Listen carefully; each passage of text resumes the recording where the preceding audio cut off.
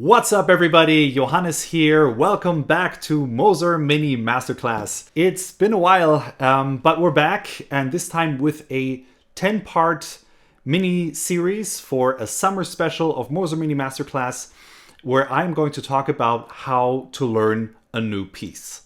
Now, I do commission a lot of new music, and so I'm often confronted with learning music that I've never seen before. And today we're going to begin with creating an overview. This is something that I think is often overlooked because we get music for a new piece, be it a classic or a new piece that is written just about half an hour ago. Now, of course, you might be very excited when you start a new piece of music and you want to get going right away.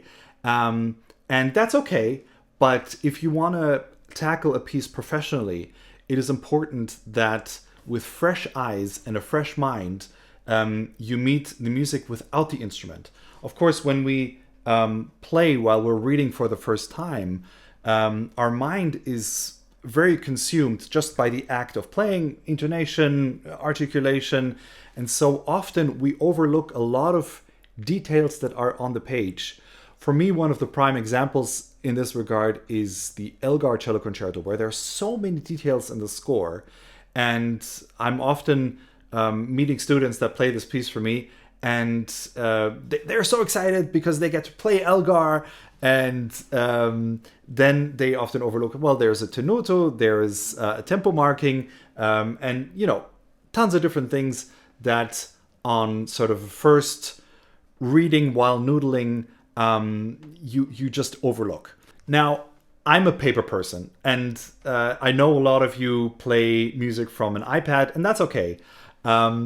But I like to touch music. And the first thing I do when I get the music for a new concerto, like in this case, the Gabriela Ortiz concerto, I paste it to my wall. I make a copy, and I literally create an overview where I have the whole piece as a panorama in front of me when I practice. Usually when I practice, I have a maximum of 3 pages on my stand. And of course, I'm all about details. So I like that detailed work. I like to get lost in a rabbit hole. But it's good to look up from the music stand and see, this is where I am in the piece, in sort of the grand picture, if you will. A prime example in our classic repertoire is Dvorak Cello Concerto. On the first 2 pages, from a lot of students that play for me, I often hear that every second bar has a different tempo. And that is because we practice the difficult spots individually, but we don't put them in a bigger context right away. Now, reading music is not just contained to your first contact with the score and then you never read it again. Especially with a piece that is not very familiar to me, let's say a new composition that's just been written.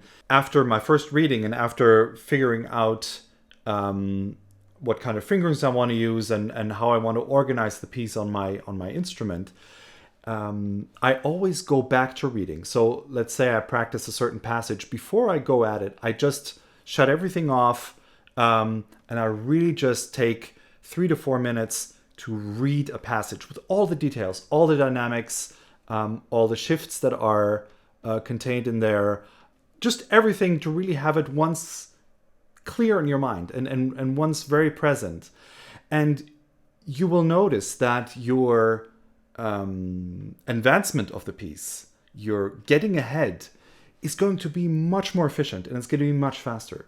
All right, so here is a quick summary of what to look for when reading music. First of all, how many pages am I dealing with? And how does the piece look from afar? That's what I check when I post the piece to the wall.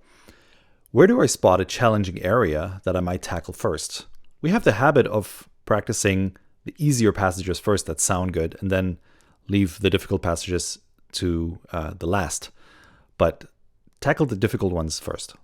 Then go on to establish some ground rules. What is my tempo? What is the time signature? What is the indication of character? Is it allegro? Is it adagio? Is it moderato? These are not just tempo indications, these are indications of character. Do I know other pieces by the same composer with the same properties? That is especially interesting when you learn a Beethoven sonata, for example, and you look into his other pieces. He has had the habit of using the same characterizations for pieces that kind of go into the same direction and that have kind of a similar tempo. On the first read, this might be difficult, but maybe you can already get a rough idea on the form. Are there any repeated sections? Is there thematic material in a different key, if it's tonal music? And can you spot a development of drama? That already tells you where you want to go musically. And now go full deep dive by looking for an accent, sforzati, tenuti, and dynamics. Keep in mind that a composer may put markings where we would not usually expect them. That's why they put a marking, because if we could expect it as an educated musician, a composer wouldn't have the need to put an accent, a sforzato, or a dynamic marking. That is especially true for someone like Robert Schumann, that puts down markings where I often wondered, why would he do that? And then after deliberation and thinking more closely, looking at form, looking at maybe other parts, be it orchestral or in chamber music, that's usually when the answer reveals itself. Stay tuned for next week's masterclass, where I'm going to speak about how to break a piece into little chunks, practice them specifically, and then put them back into the bigger picture. And I already want to let you know that there is going to be a bonus class where I'm just going to answer your questions. So a Q&A. So if you already want to put your questions about learning a new piece into the comments, I'll be very happy to tackle them in one of the next classes. I'm looking forward to this journey with Moser Mini Masterclass during the summer, and I hope you're excited as well. And I'll see you in the next one.